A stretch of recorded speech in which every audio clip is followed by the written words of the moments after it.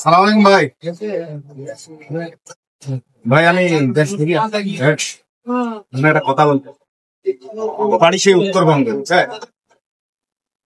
দেশ থেকে একটা খুব মূল্যবান জিনিস, খুব মূল্যবান, কিন্তু আমরা তো গরিব মানুষ। হ্যাঁ, ঢাকা শহরে কার কাছে বলবো, কার কাছে দেখাবো, কার কাছে বলবো না, সে এখন ভাই আমি সময় পাই এই হোক পাইতে আপনার ঠিক জানি ভাই। আমার মনে হলো যে ভাই মনে হয় সরল ফেলা মানুষ, জিনিস নিয়ে আমি দেখাই বা বলি এটা কিন্তু অনেকটাই একটা অনেক টাকা।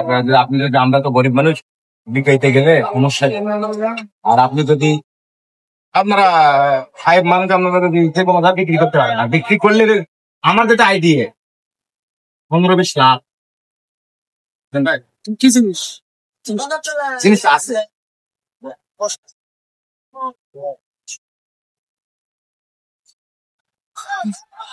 আছে ভাই জিনিস। এখন বোঝেন, এখন আমরা তো সরল সোজা মানুষ, উত্তরবঙ্গের মানুষ সরল সোজা। এখন বুট করে কি হয় না হয়, স্বর্ণের কোন কিছু আছে খুব মূল্যবান। বললাম তো যে আপনাকে আইডিয়া একটা দিলাম, আমি দেশ থেকে নিয়েছি। অনেক বড় লোকের জিনিস দেন, আমার অনেক বড় লোক। আমি 15-20 লাখ না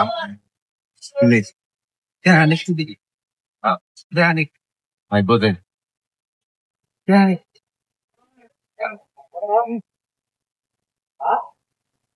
কি জিনিস, জিনিসটা দেখাবেন না, সাহস পাইতেছি না। আপনি কি বলবো বোঝেন না, তো অনেক দামি জিনিস। আপনি আমার 1000-20 টাকা দিলেই 20,000 20,000 টাকা বলবো। এই পাগলা লোক, তুমি কাকু দিলে আর আমি তো নিজ হাত দিয়ে ভালো জায়গায় বিক্রি করি, নিম্ন হলেও 20 লাখ পার আছে। আপনি মাথা নষ্ট, আমি কে আনছি, আমি তো সাহস পাইতেছি না। ঢাকা শহর আমি কোনোদিন আসি না, কার কাছে বলবো আর না বলবো, আমি নিজ হাত দিয়ে বিক্রি করি 20 লাখ পার। আপনি যদি আমার 20,000 টাকা দেন জিনিসটা নিয়ে তো ব্যস্ত হলেন কেন? আপনাকে আমি ভাই খারাপ কিছু বলবো না, আর আমরা উত্তরবঙ্গের সদস্য সোজা লোক, এরকম কিছু নিয়ে কি আপনাকে বলবো? জিনিসটা মূল্যবান দেখি বলতেছি, কিন্তু দেখার পর জিনিসটা কিরকম হয়, আপনি কিরকম করেন ঢাকা শহরে মানুষ, ভাই আমাকে অনেক ভয় লাগে। কাশি নেই কোনোদিন, অনেক চিটার বাটপার ঢাকা শহরে, এই জন্য কার কাছে বলবো না বলবো।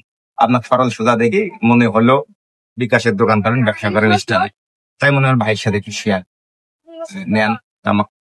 দাম মাত্র কিছু টাকা দিয়ে খেলে আমি জানি চলতে হবে।